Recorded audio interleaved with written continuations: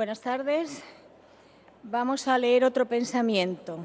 Los espíritus nos dicen que el conocimiento es un bien que por más que se almacena, jamás ocupa espacio. Por el contrario, faculta más amplias facilidades para nuevas adquisiciones. Las buenas lecturas enriquecen la mente, calman el corazón y estimulan el progreso. Estamos seguros que esta tarde nos van a estimular, gracias a Vanessa, que va a estar con nosotros ahora hablándonos de Allan Kardec, Fundamentos de la Filosofía Espírita. Ella es neurocientífico y profesora asistente en la Universidad de Maryland. Es presidenta y fundadora de la Sociedad Espiritista de Baltimore, en Maryland, Estados Unidos. Es una de los oradores espíritas más activos de América. Participa en congresos, seminarios, simposios y lleva a cabo reuniones de mediunidad, tratamientos espirituales y talleres en los Estados Unidos y en el resto del mundo. Sus talleres se inspiran fundamentalmente sobre el concepto del control de las emociones y su papel en nuestra salud integral. Sus análisis de la neurociencia a la psicología y las enseñanzas espíritas profundas pueden impulsar a los cambios de vida de cada uno de nosotros si, lógicamente, nos dejamos aconsejar por aquellos que tienen más conocimiento que nosotros. Ahora, por favor, Vanessa, Anseloni.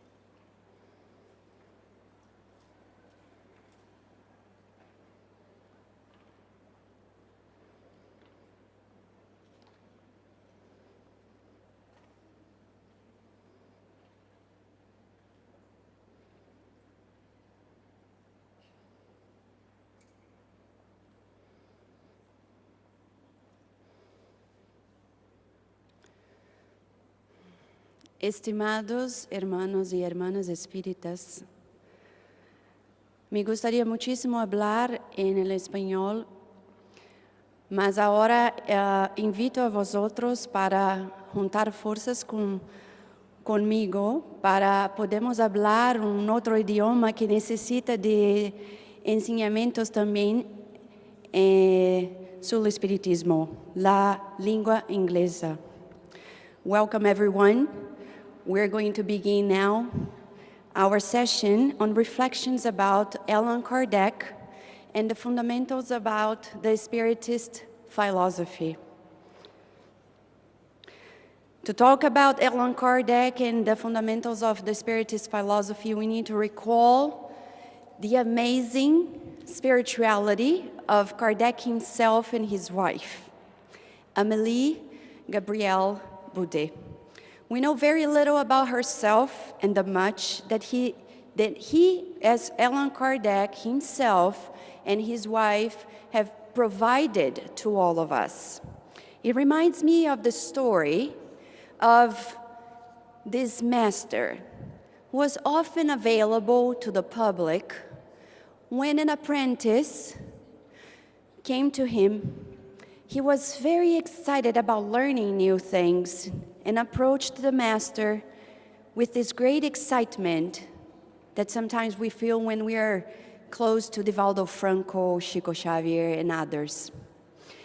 And this master invited this apprentice to have tea with him. They sat at the table.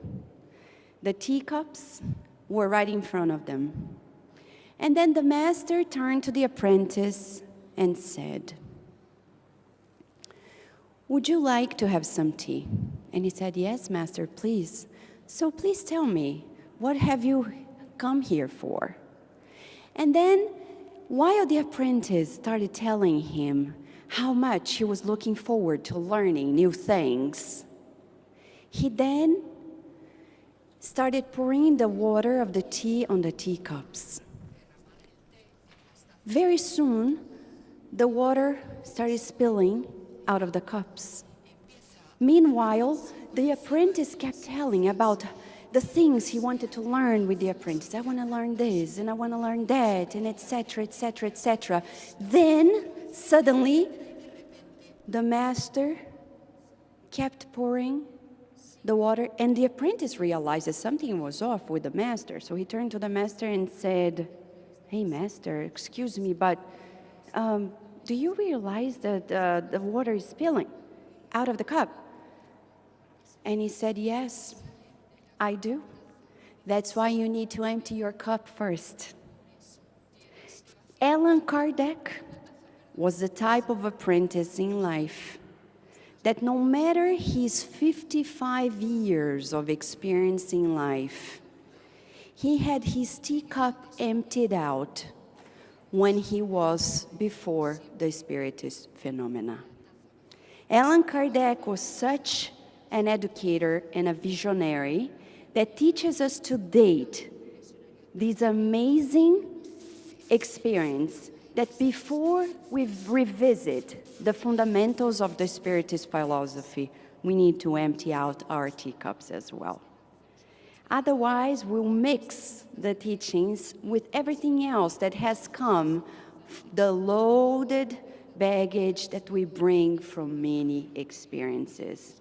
When Allan Kardec got to know of the teachings before he published the Spirit's book, he had a choice.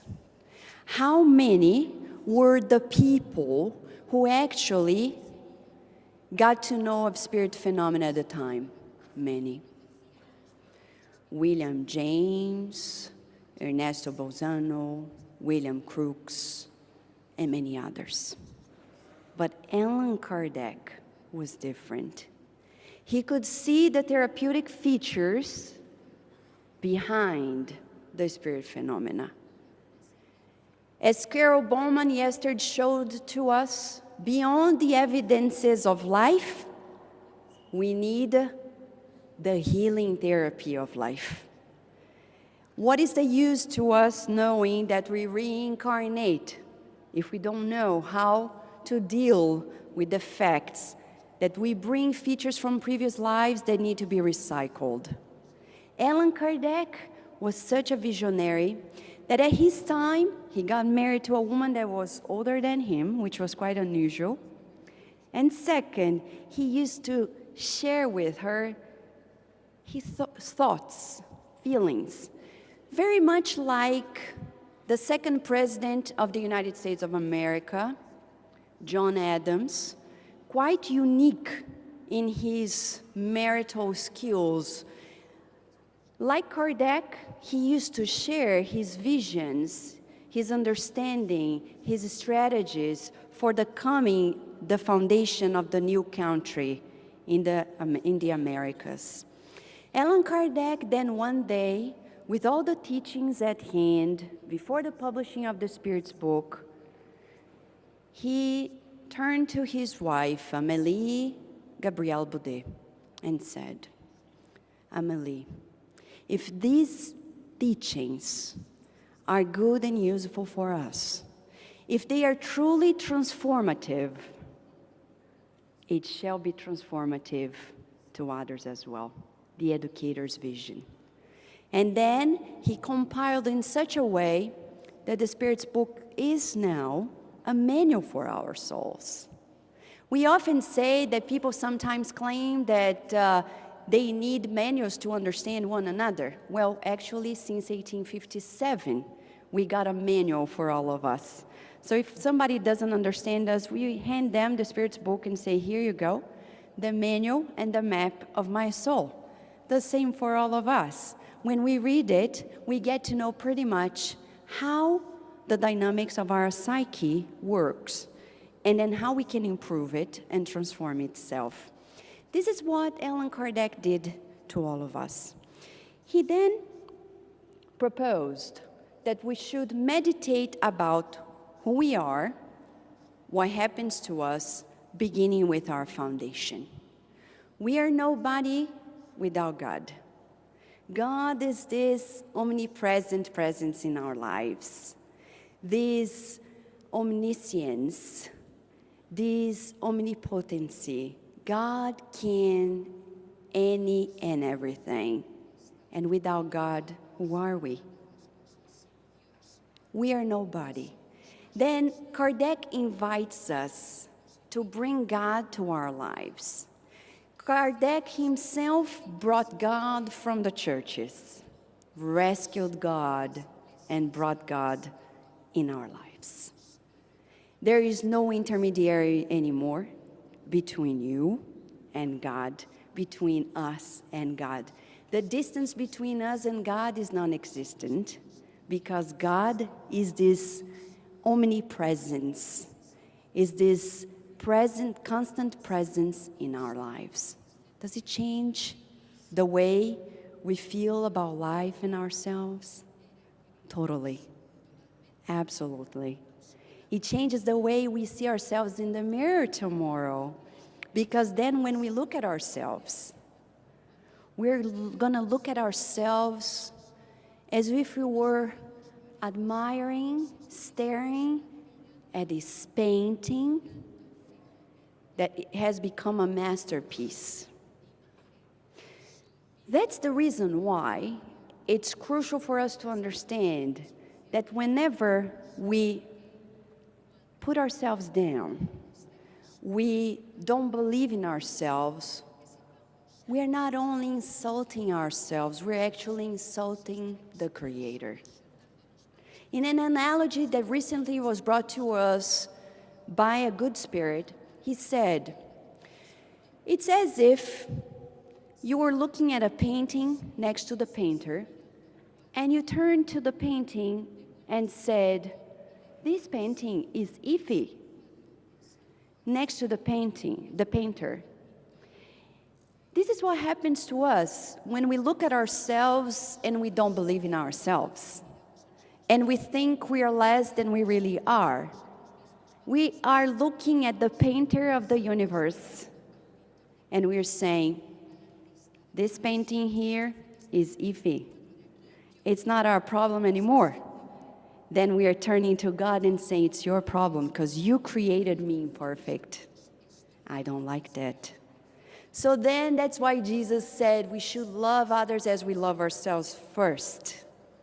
Turning to ourselves and working on appreciating this painting that we are. We are the paintings of God. Right here and now, it's as if we were in this beautiful gallery of life. Each and every one of us is a representation of God's creation. We are the true expression of God's mind. We are not imperfect. We get to know with Allan Kardec that actually we are perfectible. God hasn't created us imperfect, but perfectible. And in that, we get to know even more that when we pray, it's not something subjective. Our prayers are so real, so touchable, that our body responds to it. How do we know of it? Amazing scientists like Andrew Newberg showed to us at Penn State University that our brain actually responds to prayer. We can see that when we are meditating, praying, areas such as the frontal lobe change their activation. So next time people say, oh, well, you pray too much, what is that for? I know somebody who used to tell me, Vanessa, you're too prayerful. I don't know why you pray that much. And then one day I got the answer, which probably came from the skies, because I was flying last year from Belgium to the United States. And then in this trip, there was great turbulence. And in this great turbulence, I was scared, of course. But then I reminded myself of Chico Xavier's experience when he got to know from Emmanuel that we should die in an educated and polite manner. So I said, you know, that's a lesson for all of us, not only for Chico. And then I started praying.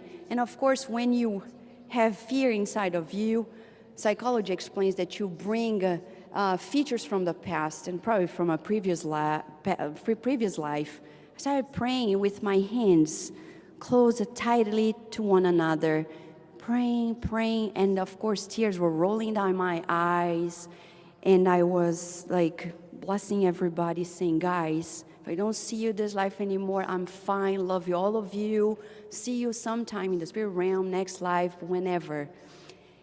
And that's when a guy that was seated next to me, he held my arm. He was probably 2 times taller and bigger than I am. He asked me, can I hold your arm? And I said, please go ahead, because we're going to die anyways. Fine. And then I was like, oh my Lord. And then praying. And then suddenly the turbulence was off. I breathed deeply. He did as well. He started talking to me, and then we started chatting. I shared with him about the Spiritist magazine, and then he shared about his projects in Liberia, Africa, which was quite interesting. He's an engineer who is close friends with the president of Liberia, started talking about a foundation that exists in the United States to help Liberia, a country that I heard about but didn't know much. And then I got this information, should pay closer attention to that.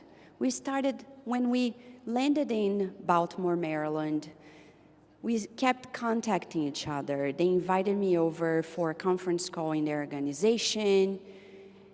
And then suddenly, I was immersed in these Liberian projects.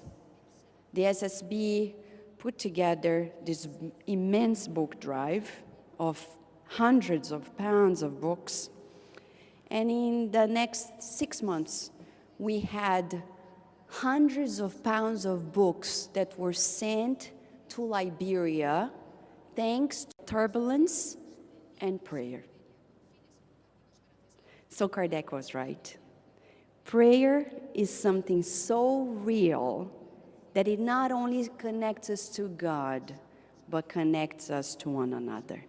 And in that regard, Andrew Newberg proved to us that Kardec's statement is very likely to be true. That though, through a sincere prayer, which is a spirit magnetization, one induces a quicker disaggregation of the perispiritual fluid in the gospel according to Spiritism. And through that, we learn with Kardec that we are prone to evolve. We're not here to be the way we are. Different from the painting, we evolve. It's those living paintings in the universe that become prettier and prettier and prettier over time. How does that happen? With experience such as the one of what we call this evolution in 2 worlds that Andrea Luiz explained to us so well. We were created simple and ignorant, not at human level, because sincerely, humanly speaking, as a scientist, we can barely understand the brain inside of our skull. Imagine if we could believe ourselves that we are created simple and ignorant. No, we are not created simple, ignorant at human level.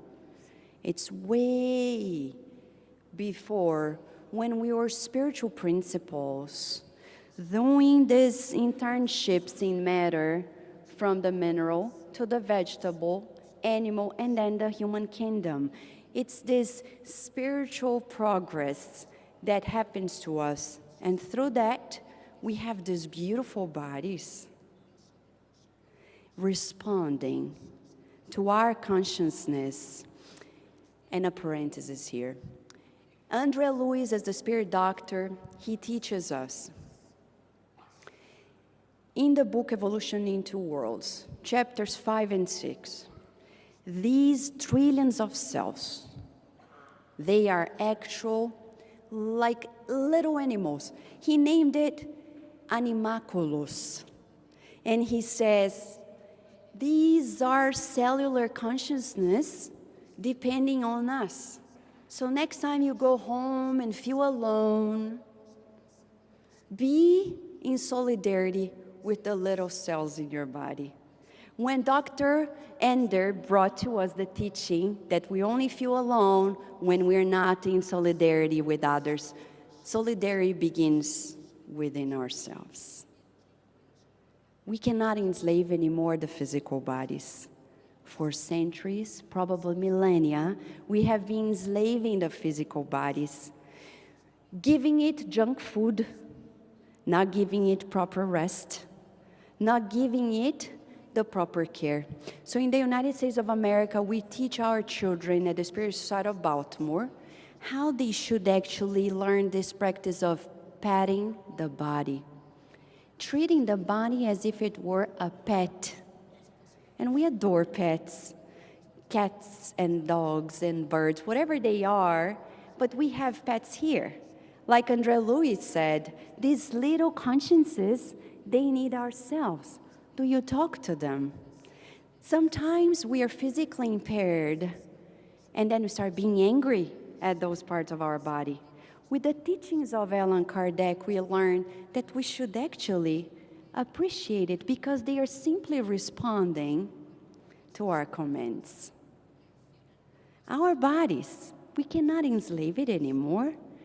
Sometimes we starve it to death. Sometimes we don't give it the care that it's needed, the proper hygiene sometimes, or the proper outfit to show how this temple is respectful as well, as beautiful as it may be, but respected.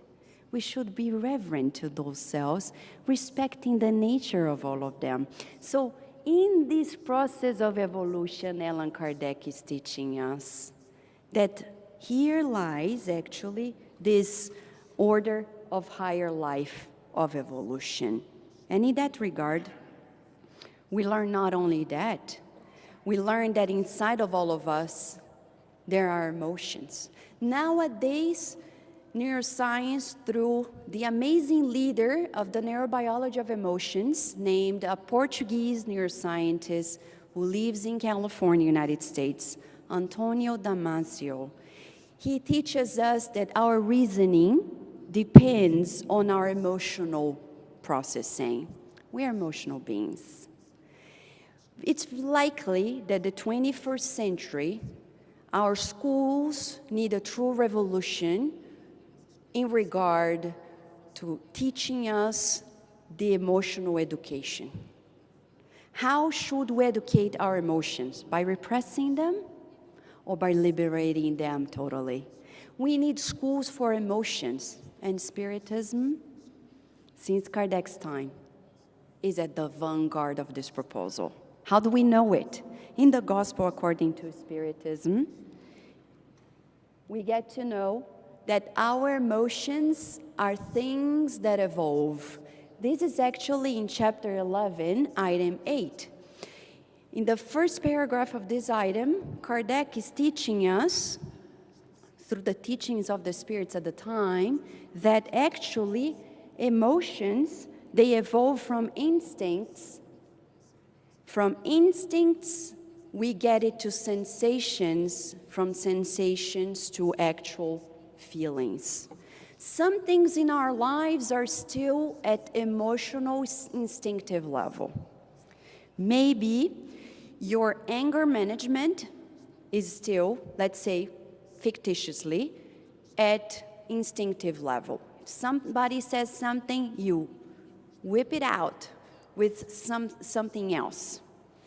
But then, let's say, in regard to generosity, you are already at the feeling level. So generous that if somebody needs your coat, you would not think twice by sharing the coat with that person.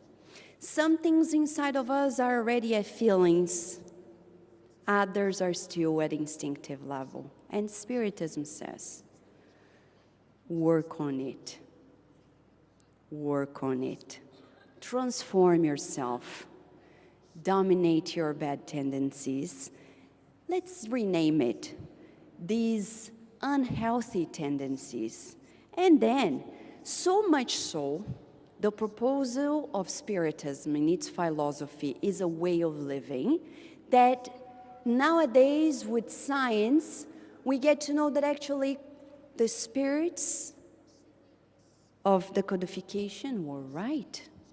When they proposed that we became more reconciliatory. How did they do that? How did they propose something that people think it's impossible? Some people tell me, but to forgive, Vanessa, no, too hard. I can't get over it. Well, science since the year 2000 has taught us that we not only have the violent instincts inside of us, but we actually have the genes that predispose us to be conciliatory. Who told us so? Several scientists, amongst them, Franz de Waal from Emory University. When he taught us in studies like this one, this is an actual picture that he published in this very renowned scientific journal, Science. He showed to us, by studying primates, like the chimpanzees, that after a conflict, they actually seal their reconciliation with a mouth-to-mouth kiss, much like human beings. We're not the only ones. It's not only the primates, but it's what he calls the phylogenesis that brings those characters to the human species. And here we are. So the spirits were not kidding with us when they proposed that we work on ourselves to become conciliatory. They actually were proposing to us something that is ingrained, that is inside of us. And in that regard, they said, if you can't make it in one life, well, there are many lives. Many lives, and like Brian Weiss said once in one of his books, many masters, the masters within ourselves, because we learn with our own selves. We can only recognize the wisdom of someone if we know of it. This is something that only, for example, in the Portuguese or the Latin languages, we can understand very clearly with the root meaning. We can only recognize something if we know of it. Nós podemos conhecer uma coisa, reconhecer se la conocemos, primeiramente.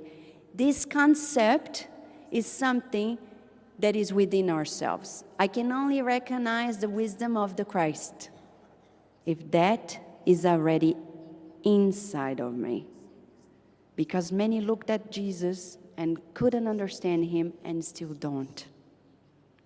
And here we are to grasp a little more about it. So Kardec says we have many opportunities, and that opportunity is named what? Reincarnation. It's when we get this new body, this newly formed body, in such a way that science again brings to us that this way of living is not a fictitious choice, but an actual scientific understanding already. Like the teachings that Carol Bowman brought to us, and when she mentioned Dr. Stevenson, clearly in many of his scientific journals and then the books that he shared with the lay public, we get to know of the many evidences on our many existences and the healing aspect of reincarnation. That's our focus. We're here again to know more, know less than to evolve, to progress. And in that regard, we get to know with Spiritism that sometimes in between these lives, we'll feel this uncertainty. An uncertainty that has a wisdom in itself. A wisdom that Deepak Chopra clearly states to us that belongs to the laws of life.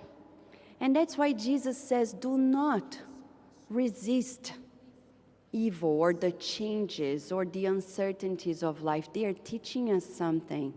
Deepak Chopra, in other words, teaches us as well to bless this uncertainty of the new in each and every reincarnation, because there are many people who are reincarnated, but they have not spiritually reincarnated.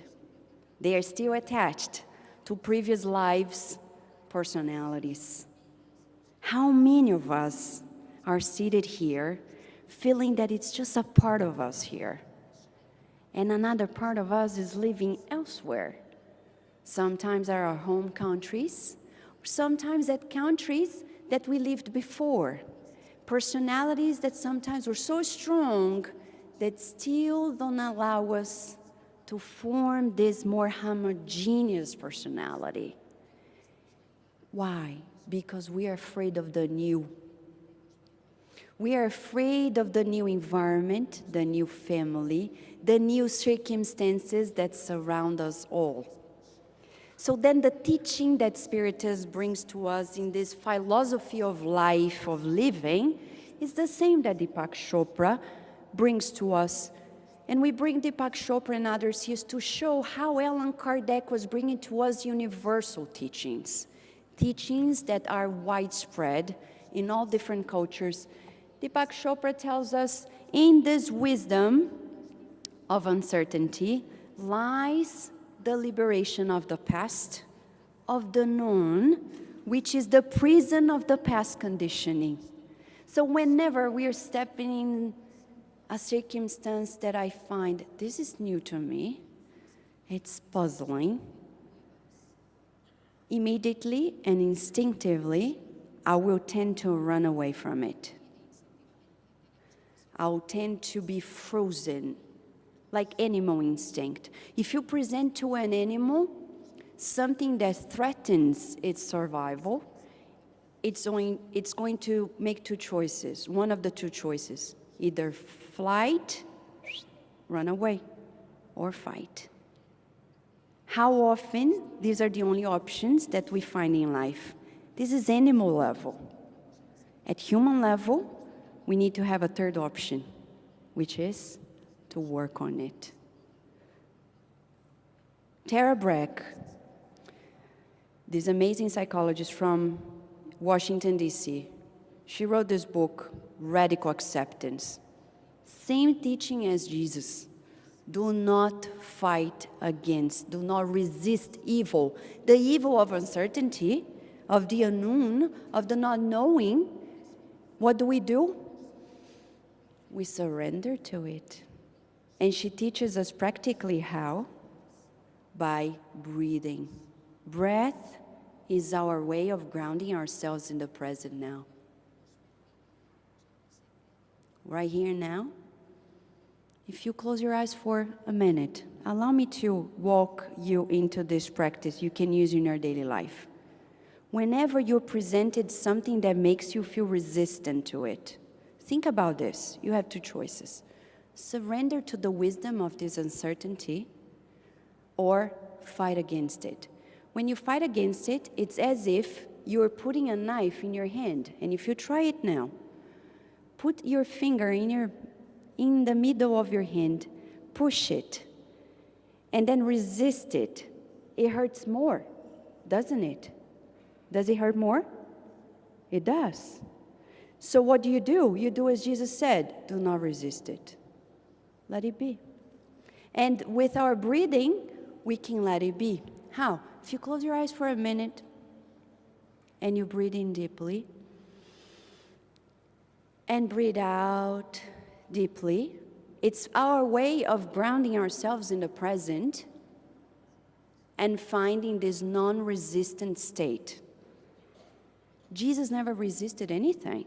And Spiritism teaches us this wisdom, a wisdom that will ground us in the present moment, which is, as Eckhart Tolle told us very clearly, that actually when we are not in the present, we are actually living this negativity. When we are living too much in uneasiness, anxiety, tension, worry, and fear, we are living too much in the future. When we are actually feeling guilt, regret, resentment, sadness, and bitterness, we are living too much in the past. Jesus did none of these two things. And Kardec taught us this in the Gospel according to Spiritism, teaching us that we should live in the present, eliminating those two possibilities there. And in such a way that feelings such as envy become non-existent. Science in the year 2009, through a Japanese group, showed to us that envy is so painful that it stimulates in our brain areas such as this, which is named the anterior cingulate cortex. When you're feeling envious, you are stimulating an area in your brain that is correlated to pain processing. That's why the Japanese researchers wrote this article in the journal Science. First paragraph, they say, of all the sins that people talk about, envy is the only one that has no pleasure in itself but pain. Why? They researched on it, and they saw clearly that envy is painful. We can tell clearly that envy, people who are feeling envious, they're in extreme pain. So those feelings are to be eliminated through our experiences in a reincarnation, in such a way that we learn that this, what we call the La Reforma Íntima, the inner transformation, it's a process. When we read the book Paul and Stephen by Emmanuel, we read that Paul had to walk from Saul to Paul. We walk this stairway of transformation step by step. Nobody knows that inside of us there is this transformative being, and it's only on us to go from the desert of our anguishes to the cave of our fears, and then to submerge into the beauty of life when we start serving others, like Paul. And when he learned to serve without ego, he found himself. He became one with Christ. He became one with God in such a way that he got to know that we're never alone. We are surrounded by this cloud of witnesses everywhere and elsewhere, all the time. This is one of the fundamentals of the Spiritist philosophy that transform our lives. When we learn that actually the spirits interact with us in such a way that Kardec asked the spirits, is it possible that the spirits see our thoughts and influence in our actions? And they said, to a greater extent than you imagine. So, if you imagine it's this much, it's greater. But if you think it's this much, it's greater. Whatever you think it is, that's what the teachings of Spiritism are telling us. It's greater. So we need to watch out. We need to pay attention. We need to turn the eyes to the inside of us and observe what's happening here now. That's why emotional education is going to become key for the social transformation on Earth on the 21st century. And certainly Spiritism plays a role in that regard. Our Spiritist centers need to be empowered to put together programs aligned with the Spiritist philosophy to educate not only our next generations, but the generations that are still living here to be transformed emotionally speaking. As an American friend told me once, Vanessa, I find in the Spiritist Center a true school for emotions, for emotional and spiritual education. Otherwise, we will learn with the spirits that actually, when we communicate with spirits, we are all mediums anyways. The fact that we reflect thoughts in a tune with other minds makes us mediums. And if we don't watch out, we're going to undergo these symbiotic challenges that can become true obsessions. Obsessions that one day can happen at our very tables, as we learn in the book Missionaries of Light. When André Luis turned to the spirits that were next to him and said, "What are these spirits eating with incarnates?" And he said, "Oh yeah, how come?" He asked, "Do they really eat with them?" "Oh yes, they do. They are a group of people that are related to them due to morbid attachments." Is that possible? Is that possible? Why does that happen? Because our homes are not aligned spiritually speaking. Thus, we open the doors of our spiritual defenses. So we're going to change the way we eat when we leave here today. At our next break, we're going to look around our tables and see who is eating with us here at the hotel, back home, knowing that we are never alone. We have spirit company in such a way that we're going to learn that the climax of life becomes the spirit of service. This spirit of service that becomes, as we say in this amazing teaching, this natural and spontaneous expression of one's inner growth and awareness of the connection with the source of all. And thus, learning the magic trick of serving others like we have been learning with many, like Raul Teixeira, Divaldo Franco, and the amazing Chico Xavier as well. And as such, understanding finally that the climax of the fundamentals of Spiritism lie in this statement: without charity, there is no foundation. A charity that lies in this heart connection, a heart connection that the Nobel Prize Elizabeth Blackburn taught us very clearly, that in our DNAs we have the end caps named telomeres that can be reduced if we're under stress, but they can be recovered or be protected when we feel compassionate. The Nobel Prize of last year in medicine taught us many lessons, and this one. So we can truly raise our consciousness to other levels, as was taught by Robert de Ropp, the biochemist that taught us that we need to go from this deep sleep of dream state into higher levels until we reach the so-called cosmic consciousness. It's this secret charity that Jesus taught us so well. When he was among the disciples, and the disciples couldn't understand or grasp what it means to be charitable, and Jesus said, it's this compassion. And if you don't know what it is, it's like this guy. He didn't have any money, but he decided to be charitable in a different way. He said, I'm going to help others in a different way. How? By eliminating bad thoughts, by not allowing people to speak ill of others, by avoiding completely not sharing the goodness of others with one another, until he understood actually that whenever people were angry, they were actually not feeling well in their minds.